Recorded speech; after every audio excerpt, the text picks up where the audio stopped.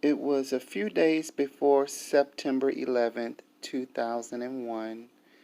That was the day I quit Disney. I turned in my uniform, signed the papers, and ran.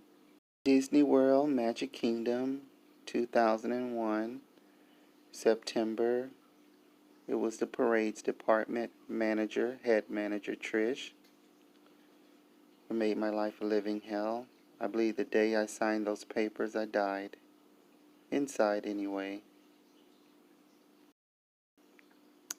In December of 1999, I got diagnosed by a doctor as transgender, or as I like to say it, a princess. And I had started, my transition at work, but I hadn't told anyone except for Jim, who was a gay friend of mine who knew. And I guess secretly he went behind my back and told Trish, and that started a whole plethora of crazy while I was telling my family to get them, set up with the news first. He went and told her, and then she started coming down to the parade route to inspect me as I would come out of the donkey costume of Eeyore. And so every day I would come off the parade route for day parade. She would be standing over to the side, and she'll send her supervisors under her over to me to get me off the set right in front of everybody, hundreds of performers and stuff, inspecting my hair, measuring my hair, telling me I need to cut my hair shorter. So I've been with the company nearly 10 years with the same hair, and I guess she thought I was growing my hair out because of the transition, but my hair was actually always that length, like kind of like a bob cut up to my ears, and that was an issue for her. She wanted me to have a very African American afro tapered short fade look, which I never had that since I was a little bitty kid. So I didn't know where all of that was coming from because I had worked all over the company. Prior to being in character entertainment, I had worked in the front desk at Wilderness Lodge Resort. Prior to that, I was at was that Epcot Center? No, I was at Epcot Center after that. No, I was at Epcot Center first. Then before that, I was at the front desk resort at Wilderness Lodge. Prior to that, I was at the Disney MGM Studios at the time as a tour guide and a trainer. And then I was cross-trained into food and beverage, cross-trained into merchantainment. So I was everywhere I could possibly be with the same hair. So I didn't understand why all of a sudden, after all of these years, there was an issue with my hair. Not knowing that Jim had went and told her what was going on with me. So a few months into my transition, I finally had to tell Trish that I was trans. Gave her a doctor's note because she kept wanting me to cut my hair shorter and shorter and shorter, and I just couldn't cut it anymore because, it just was not making any sense. And then when I told her that, gave her the ammo to take my seniority away, which I'd been there nearly, like I said, 10 years, and I had the highest seniority as far as in that department. I was getting all of the shifts, that I wanted in entertainment, as far as like special events, traveling and stuff like that, making $20 an hour plus. And I could get whatever breakfast shifts or dinner shifts I wanted. I never had to work in the parks in all of the heat out in ever out there. So all of a sudden I was told I couldn't work in any of those areas anymore because they couldn't accommodate me with a bathroom. She used the bathroom trick to tell me that that was the reason why they were taking everything away. She immediately gave all my shifts to lower seniority people and new hires and stuff like that, which was like an insult and slap in the face. And I found myself in a Tweedledum costume, not Tweedledee, but Tweedledum, out in the park on hormones in the hottest part of the summer, burning up, sick to my stomach, throwing up, and then having to walk a long ass ways to a bathroom. Literally, my whole entire 20-minute break took me to get down there and get back. 10 minutes down, quickly change, use the bathroom, and get back on set. And that was just ridiculous.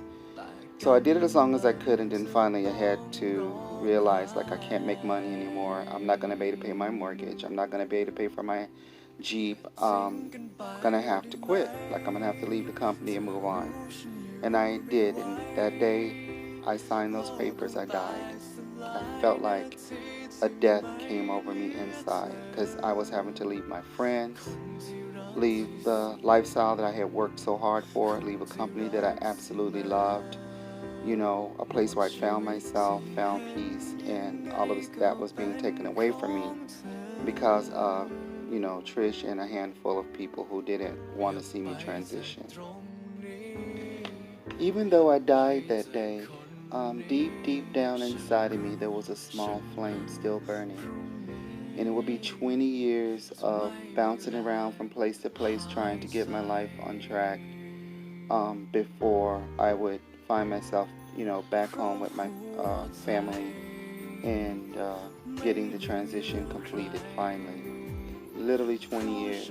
And then I began to tell the story of myself in a new way and using imagery, using Kitty So Mean, and began to shape up the Mermaid Diaries, the Mermaid Chronicles stories to as a rebirth, a new beginning for myself.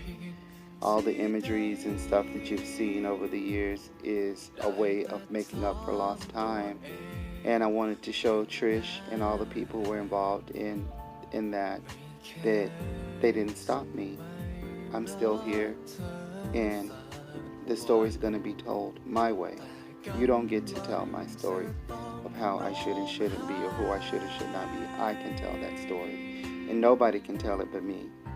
And that's exactly what I plan to do until, it's my time is up on the earth. And when my time is up on the earth, I hope that there are some children somewhere on the planet, I don't care what part in the 6 continents, who have heard my story, and they can keep it going as a reminder of the way you shouldn't treat somebody when they're on the verge of suicide and their life is on the brink of destruction. You don't get in the way and make it worse. You get out of the way and you either help them or you leave the person alone, especially if it has nothing to do with you whatsoever.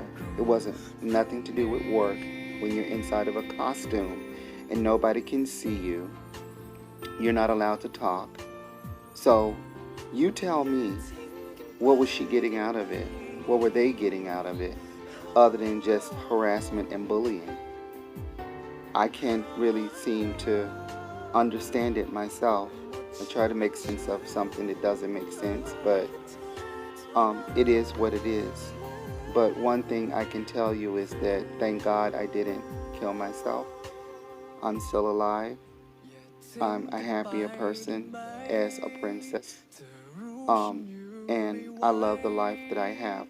Whether it's, not ideal of, finances of financial wealth. I don't have a house anymore. I don't have a Jeep or all those things. Well, I have those things, but not, the stuff that I had back then that I worked really hard for. I've inherited some stuff, but other than that, the transition happened and she didn't stop me. And that was the main thing, is that I survived and I, kind of like rebirthed myself, in an anime way, in a very animated way. And I'm still here and I'm still talking about it. And I'm going to continue to talk about it because the tears don't stop for me. I'm still crying about what happened so long ago. And I'm just want to keep talking about it. I don't want people to forget about me. I don't want to die forgotten. Thank you.